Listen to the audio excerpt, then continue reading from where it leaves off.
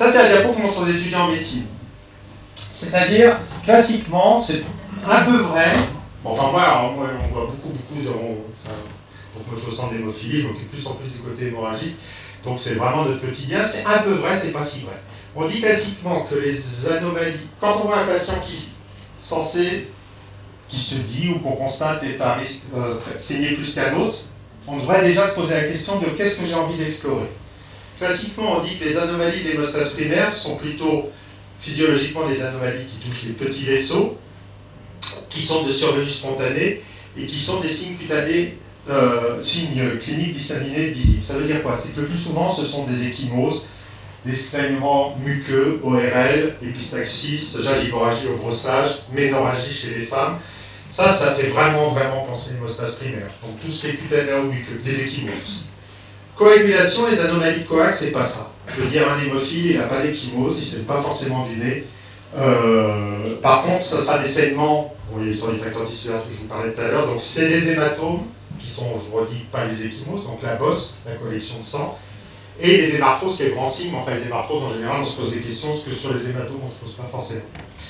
Et quand dans les formes les plus mineures, c'est souvent en post-opératoire ou sur des traumatismes minimes. Donc déjà, quand vous voyez le patient, vous dites, mais dans quel sens je vais plutôt aller chercher? Si vous voulez chercher des problèmes d'hémostase primaire, vous allez faire quoi comme bilan?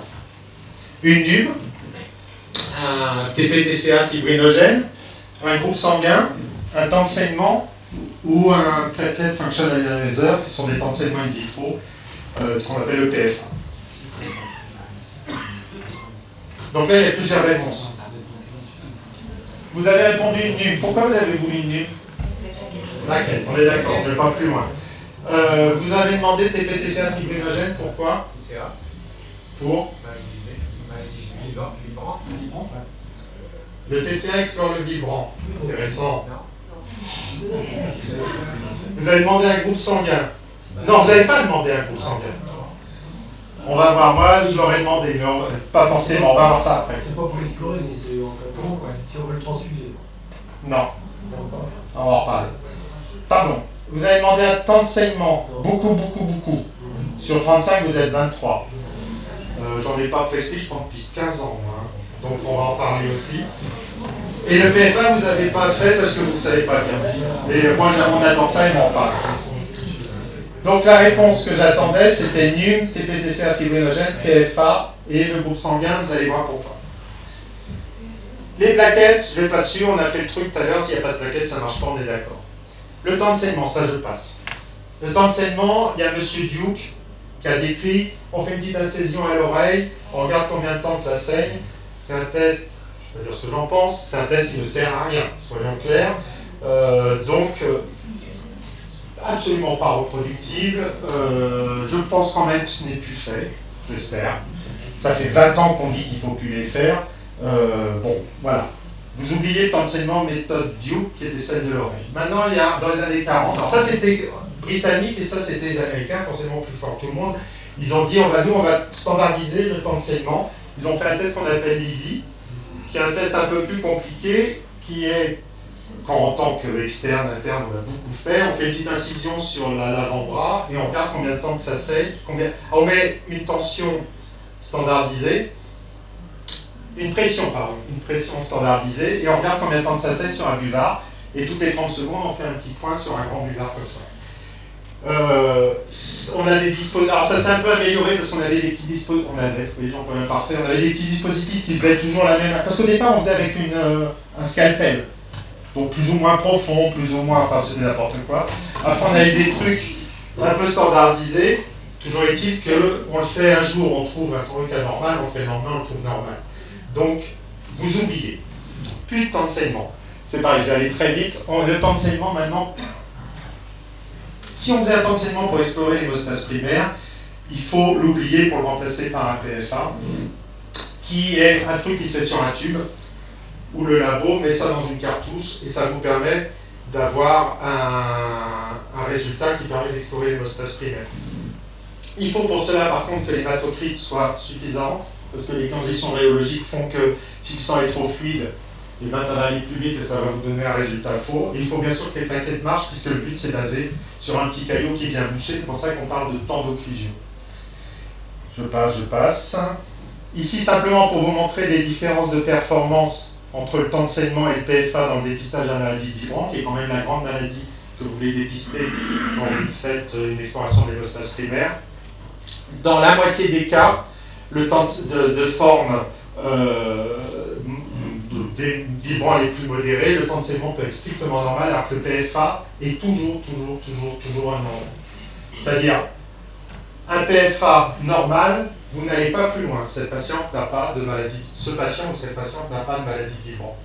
Donc, tant qu'à demander une exploration de l'hémostase primaire, vous regardez si les plaquettes sont normales, vous regardez si le PFA est normal, ça permet d'éliminer une maladie de Vibran. Maintenant, quid? Est-ce que je parle du TCA après? Oui.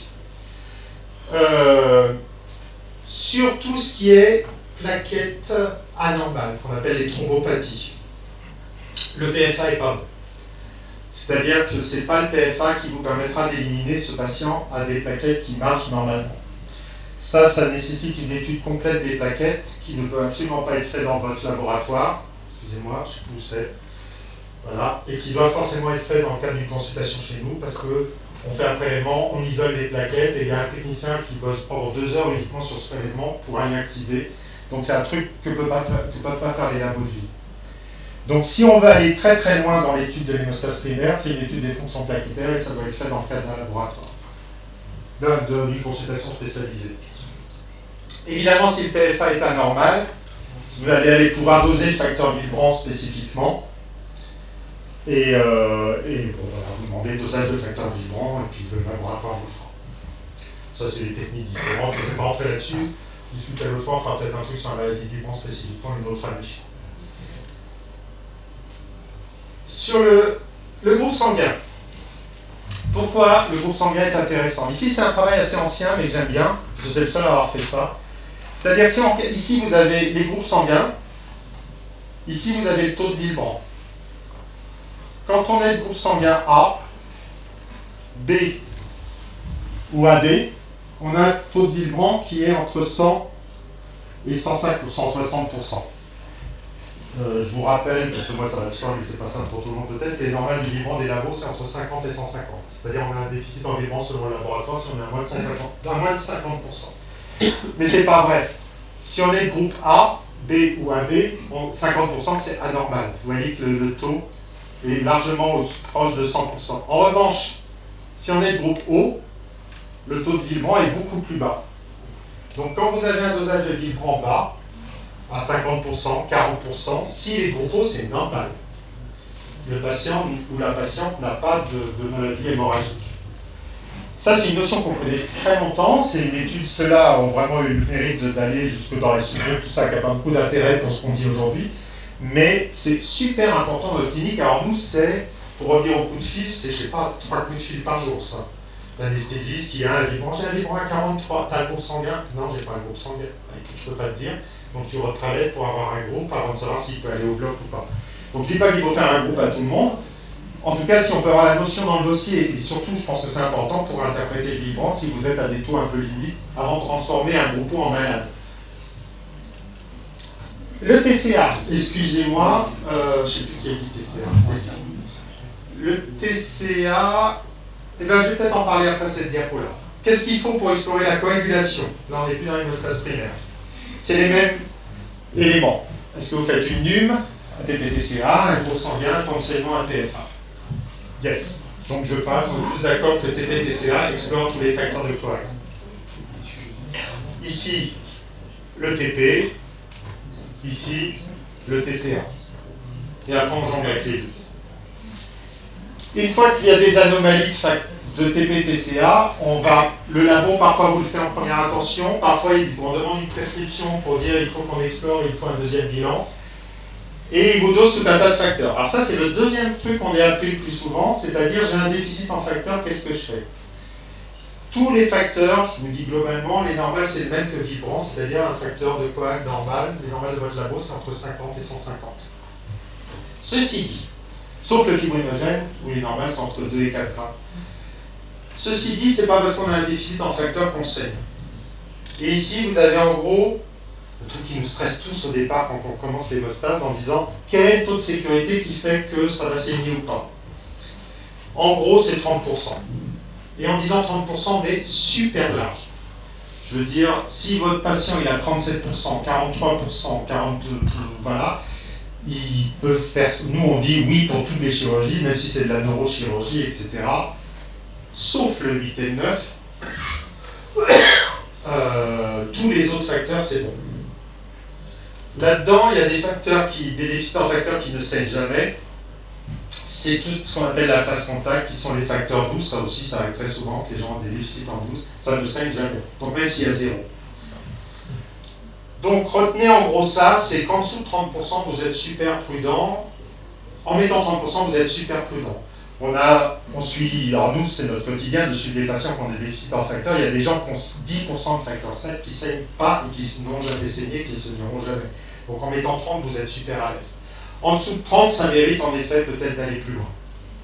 Pour ce qui concerne le facteur 8 et le facteur 9, qui sont les facteurs de l'hémophilie, là il faut par contre 40. En dessous de 40%, on est hémophile. Et donc là, il y a peut-être des conditions et des situations où il va falloir traiter. Pour revenir sur TCA et vibrant, le TCA ne permet pas d'exclure une maladie de vibrant, puisque le vibrant n'est pas du tout exploré par le TCA. Donc, ce qui stresse toujours beaucoup de nos anesthésistes, c'est quand tu fais une TPTCA, tu n'exclus pas une maladie de vibrant. La maladie de vibrant n'allongera le TCA que s'il y a un déficit en 8 associé, ce qui est assez fréquent.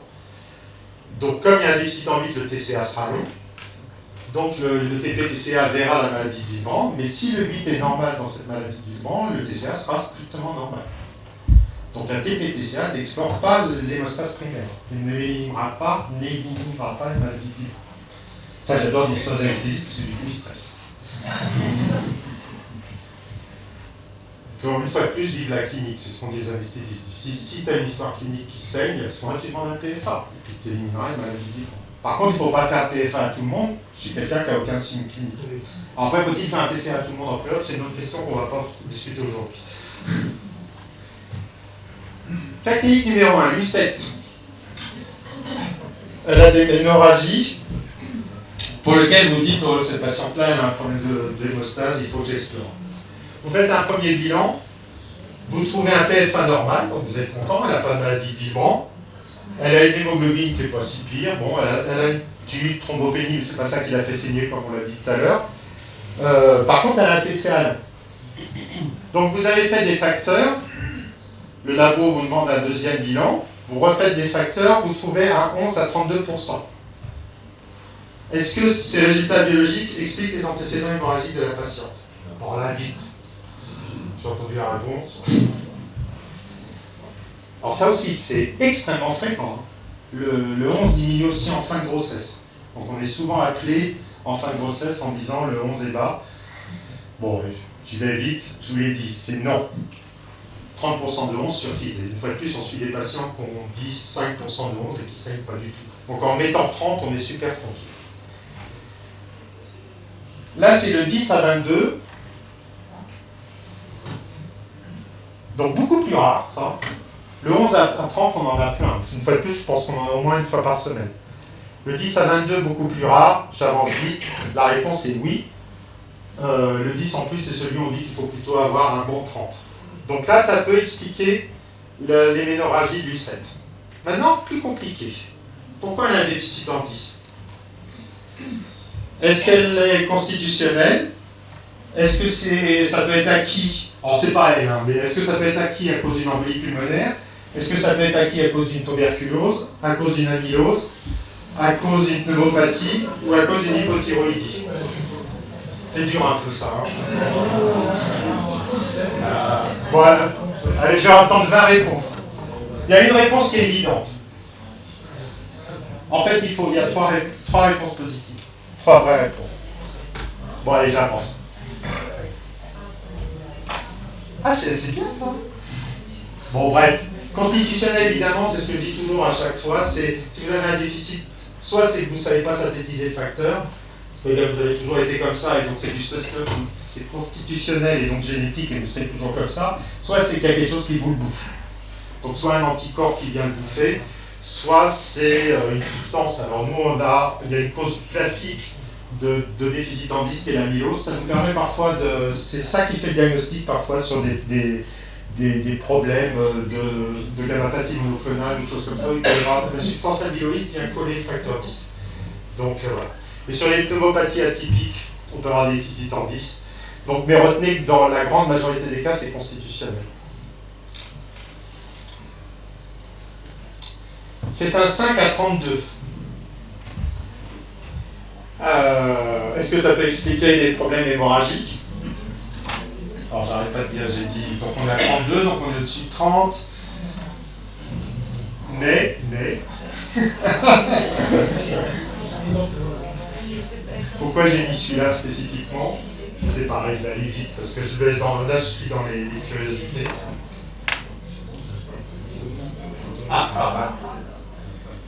Donc vous avez mis non, et vous avez raison.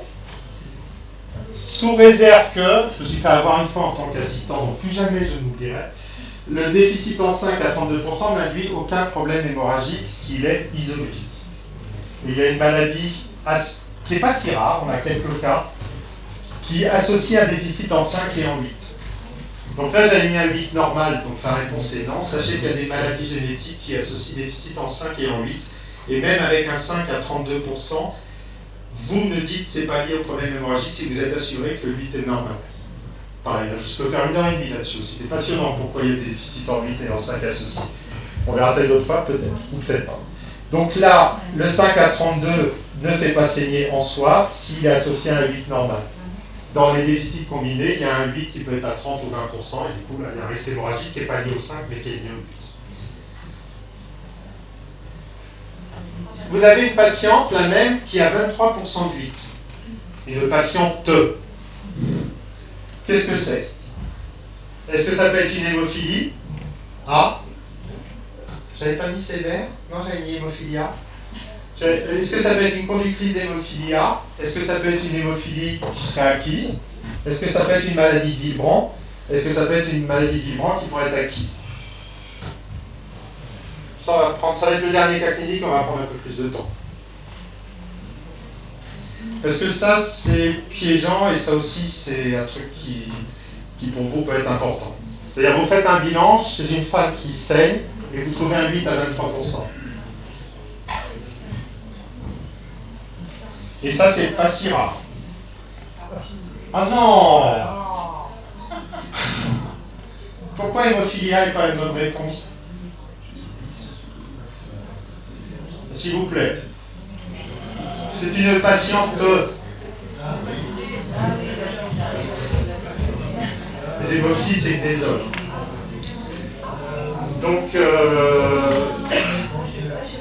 alors, chez un... Il me semble avoir insisté, mais j'ai pas remis en haut, peut-être. Chez un homme, ça pourrait tout à fait être un hémophile mineur. Chez une femme, c'est exceptionnel que ce soit une hémophilie. Les hémophilies féminines existent, mais c'est exceptionnel.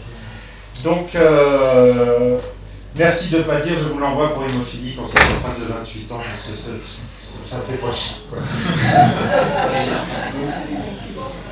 En revanche, évidemment, elle peut être conductrice de l'hémophilie, par contre. C'est-à-dire qu'elle peut être complètement asymptomatique, mais transmettre l'hémophilie. Donc, soit elle le sait, parce qu'il y a de l'hémophilie dans la famille, soit elle ne le sait pas. Et à ce moment-là, ça sera extrêmement important, surtout si c'est une jeune femme qui envisage des grossesses, parce que ça peut après modifier pas mal sa prise en charge. Est-ce que ça peut être une hémophilie acquise? Oui.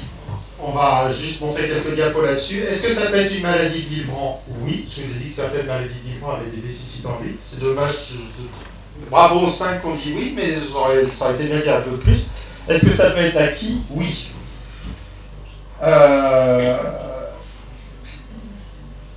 Quel test pour démontrer, pour faire le diagnostic?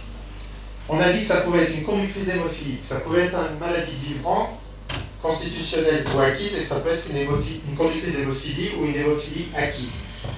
Quels sont les tests que vous allez faire avant de l'envoyer éventuellement à un centre? Parce que là, ça ne mérite pas forcément qu'on voit tous les 8 à 23%, si peut-être quand même. Mais bon. Et après, je m'arrêterai là, peut-être. Ça sera la dernière question. Donc, je vous rappelle que vous recherchez une maladie de vibrant, vous recherchez une hémophilie acquise, un vibrant acquis. Alors, il y en a qui n'ont pas de PFA qui font un dosage de vibrant tout seul. Bon. Si vous voulez chercher une maladie de vibrant, vous faites un PFA et ça nous permettra de vous dire s'il y a un PFA, s'il y a un vibrant ou pas. S'il n'y a pas de PFA normal, vous oubliez que ce n'est pas une maladie de vibrant, point barre. Donc c'est même pas la peine de les doser. Recherche d'anticorps anti-8, oui. C'est extrêmement... Enfin, c'est rare sans être rare. On en prend en charge à peu près 4 à 5 par an au CHU. C'est des femmes qui vont bien, qui n'ont jamais essayé, qui d'un seul coup développent un anticorps anti-8 et qui provoquent une hémophilie qui peut être catastrophique au niveau hémorragique. Alors là, il faudrait oublier que Lucette a 28 ans parce que ça se touche plutôt des sujets qui sont beaucoup plus âgés que ça. Mais il y a une grande étiologie des hémophilies acquises qui est le post-partum. Certaines femmes en post-partum développent des anticorps anti-8. Et la recherche d'antivibrants, ça pourrait être intéressant si ça marchait, mais on ne sait pas au niveau du labo les retrouver. Donc on peut les demander, on les demande de temps en temps, c'est toujours négatif. Donc, pourquoi j'avais mis une NUM? Pourquoi j'avais mis une NUM? Non, bah la NUM, j'en ai pas besoin. Ouais, la thrombopénie m'aurait donné quoi? Je sais plus pourquoi j'ai mis la NUM. Bon, je vous le fais vite. Si c'est une hémophilie acquise, l'anticorps anti-8 sera positif. C'est déficit parfois sévère en 8. Vous avez ici la distribution des âges. Vous voyez que ça touche beaucoup plus le sujet âgé. C'est une maladie qui était, on s'améliore dans la prise en charge, qui était extrêmement grave, parce qu'il y avait au moins 50% de décès liés aux hémophilies acquises dans les dernières séries qui ont été publiées. Alors, il y a 5-6 ans, aujourd'hui la prise en charge est bien meilleure, probablement parce que les gens y pensent plus et c'est mieux diagnostiqué et mieux prise en charge. Les étiologies, on ne trouve jamais rien. Dans l'immense majorité des cas, c'est sans cause derrière. Parfois il y a des cancers, mais est-ce que c'est une coïncidence ou pas? Ici, c'est juste pour souligner que ça peut. Il y a une étiologie qui est très très embêtante parce que ça touche la femme jeune en postpartum qui se met à saigner. Et si on ne fait pas de dosage de 8, eh ben, on ne trouvera pas. Mais le TCA là est super long en général. La clinique, je passe. Si on veut une conductrice d'hémophilie, tout sera normal de ce bilan-là. Le vibrant, elle n'a pas de vibrant, l'anticorps sera négatif. Donc là, ça suppose quand même une consultation dans un centre d'hémophilie, ne serait-ce que pour l'informer, pour faire l'analyse génétique et après pour évaluer éventuellement si elle veut un enfant, est-ce qu'on fait un diagnostic anténatal ou pas en fonction de la sévérité. Pour les vibrants, j'espère vous avoir convaincu que le PFA sera bon pour dépister, et s'il est positif, il faudra doser les vibrants qui vont être abaissés. Juste un mot sur les vibrants acquis.